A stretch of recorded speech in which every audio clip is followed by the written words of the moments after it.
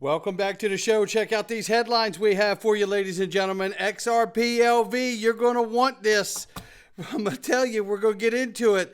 The crypto dip becomes the moon launch pad. You're going to love this, ladies and gentlemen. New crypto bill is up for markup. 2 of them, in fact. We're going to get into it. Why Ripple? Why the stable coin? I'm going to tell you. And is Ripple looking more and more like a bank? Somebody roll that beautiful intro.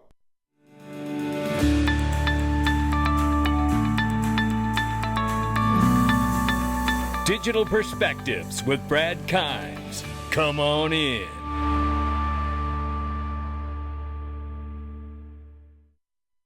Welcome back to the show. You can follow us on YouTube, Twitter, and digperspectives.com for exclusive content.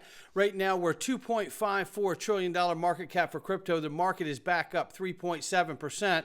Nice to see it turn around. Thanks for joining us. Boy, did we go through a bloodbath of a weekend here, and we might not be completely out of the woods yet, but nevertheless, $2.54 trillion market cap, up 3.7, 66,200 plus for Bitcoin at the moment, 3,200 plus for Ethereum, 108 billion plus market cap for Tether. XRP still back down at the number 8 spot at 51 cents. We're up 5% on the 24. We're still off by 15.2% on the 7-day. However, I think you're going to like the news that we see before we get out of here today. Ranging between 48 and 52 cents. I did buy that 45-cent dip this weekend. You damn right I did. And I bought the 54-cent dip. I bought it all over the weekend. I bought it all. And you know what? And you could too. You could get your ticket for XRP Las Vegas in 17 days, ladies and gentlemen. And let me tell you something. You can go to the top right-hand corner where it says FAQs and go to the first question on FAQs and find the agenda for the 2-day event. It is going to be incredible. But I do want to say to you that there is going to be a panel. And the panel, one of the panels in particular, is going to be talking about exactly why the markets have crashed. And we're going to be talking about why gold, why distributed ledger technology, and what about the geopolitical events around the world, and what does it mean right now to the financial system? Well, in 17 days, you're going to find out exactly that, no doubt about it. Make sure you get your ticket, ladies and gentlemen. Now, let's take a look at this. This is Pierce's sharing this, or Lorenzo through time here, but this is pretty remarkable. I can't play this, but this is really in combination. Lorenzo through time is now available to mint from XRP.cafe. How cool is this? Listen, XRP.cafe is going to be at XRP Las Vegas, and we're super excited. We're super excited. So, look, there's a lot happening here, and I think we all know that the expansion into NFTs is going to be remarkable.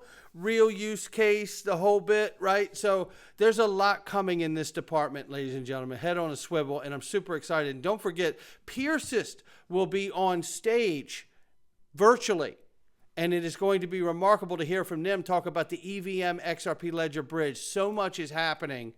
Boy, we just need that regulatory clarity and legislative clarity to kick this thing open here. Meanwhile, Hong Kong approves spot Bitcoin, Ethereum ETF application. And just like that, Crypto Insight UK says you realize all the countries are in bed together. That's how I see it too. I agree with Will. I think he's got it right. Cody Carbone tells us that there's some exciting stuff happening here. 2 pivotal bills this week in the House Financial Services Committee are set for markup. This could be big here. Let's dive into where they're game changers for blockchain and innovation. Shout out to Cody for this. HR 7440, Financial Services Innovation Act of 24, listen to this, would establish financial services innovation offices, known as FSIOs, across major regulatory agencies, streamlining how financial innovations navigate regulatory hurdles. Agencies will now identify regulations that can be adapted or waived for innovative projects. It says ensuring that red tape doesn't stifle the next big tech breakthrough in finance, like a token safe harbor proposal. That's exactly what this sounds like. So now if we get stablecoin legislation and you get something through like this that's like a token safe harbor proposal, my gracious, the market will go insane. For the blockchain world, this means potential new pathways for projects that have struggled under unclear, uneven regulatory frameworks. Clarity and cooperation could significantly enhance market stability and growth. HR 7437 also steps into the spotlight, aiming to upgrade the tech backbone of financial oversight. The Fostering the Use of Technology and Uphold Regulatory Effectiveness and Supervision Act will push agencies to assess and modernize their tech tools.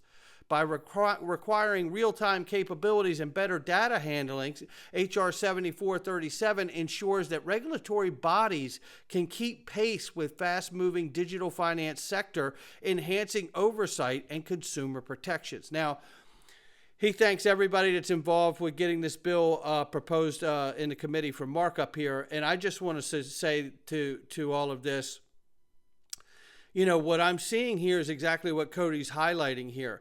This 7437 bill, RegTech.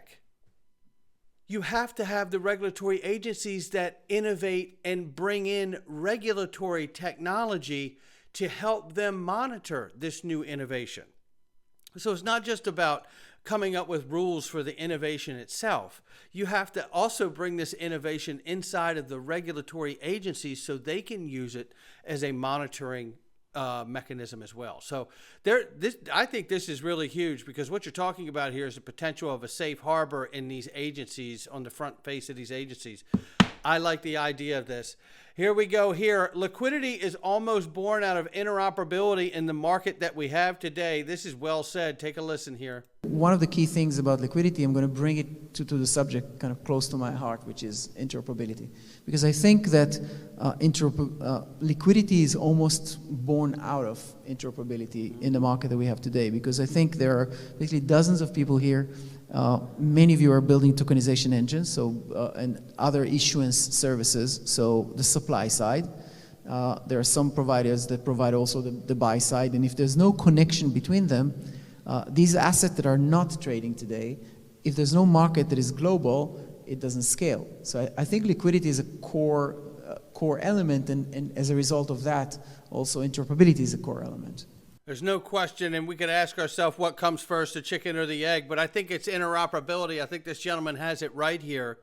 Interoperability is really, the liquidity is born from interoperability, and I think this is exactly right, because when you get the network that is most accessible from every area, well, then it is very accessible to use. So obviously you'll find the most liquidity happening on that kind of a network, right? So I think that is super bullish for us. And adding liquidity here is really Ripple and launching a dollar-backed stablecoin. And what do you think that's going to do for the interoperability between the Ethereum network and the XRP ledger? Lots, right?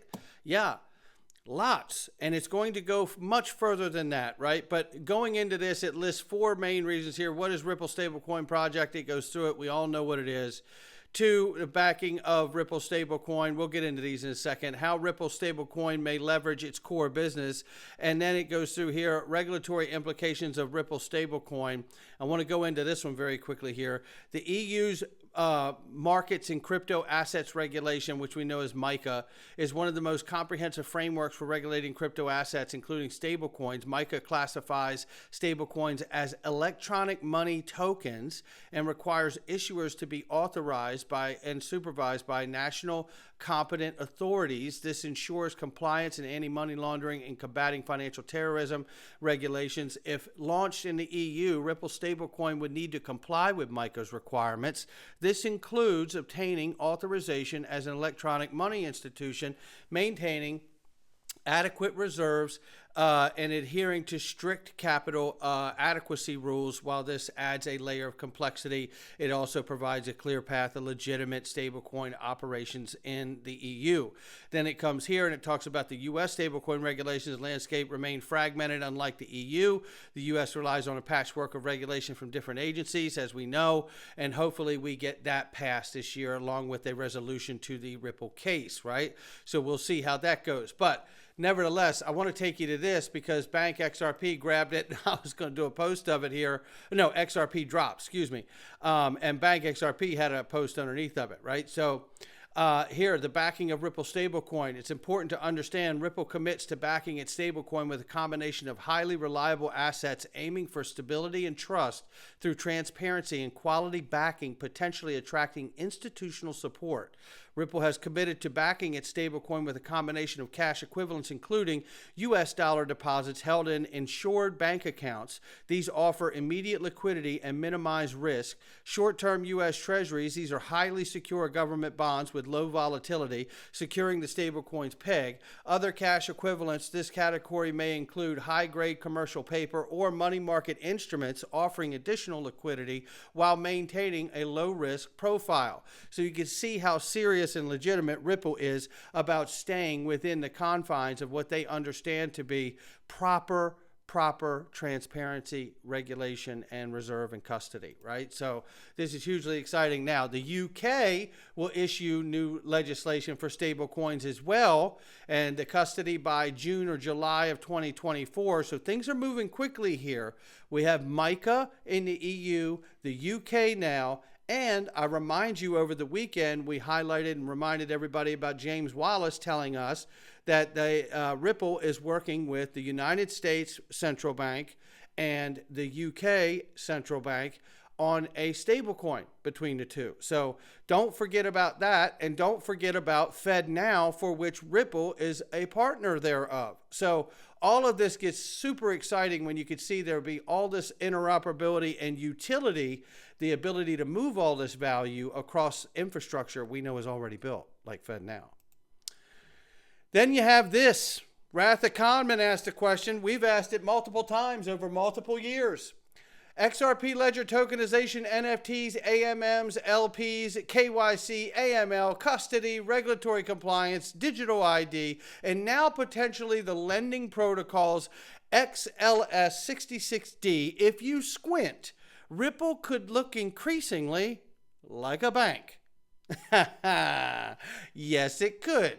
And I've asked this question multiple times, ladies and gentlemen, and this chart could look like Valhalla right here if you look close enough here. This is a pretty remarkable looking chart, ladies and gentlemen. There's our dip where we crashed down below, spiked down. Could this be the moment we've been waiting for explosion? Maybe it's this summer, maybe it's this month. I don't know, but I tell you what, my goodness, this thing is looking fantastic, isn't it? And it doesn't make me believe that, why don't we just see the Nike swoosh here, right? Just do it. Well, I love Egg Rag's car charts, the way he names his charts. And you know what? We heard over the weekend, if we get up above that certain dollar amount, that $1.20 or $2 or whatever it is there, we're literally staring down the barrel of that 3,000% gain that we've heard so many talk about, including Egg Rag Crypto, which is, right around $15, between $10 and $20. How hard is it really to believe? Not that complicated for me, not that difficult for me to believe, especially when I understand that we could get stablecoin legislation this year. And for that matter, my goodness, we may even see those other two bills get marked up, and that could provide agencies inside of the regulatory agencies today that would allow for the beginning of a safe harbor. How about that one? So yeah, all of this on the table until it isn't. Right now, we're going into the Freedom Zone. Oh my goodness, and you are going to want to come into the Freedom Zone today. Let me tell you something. It is going to be a good one. I hope you'll join us. All you got to do is go to digperspectives.com, click on the Freedom Zone, or just click the link underneath this video. Not financial advice from me or anyone else. I'll catch all of you on the next one. All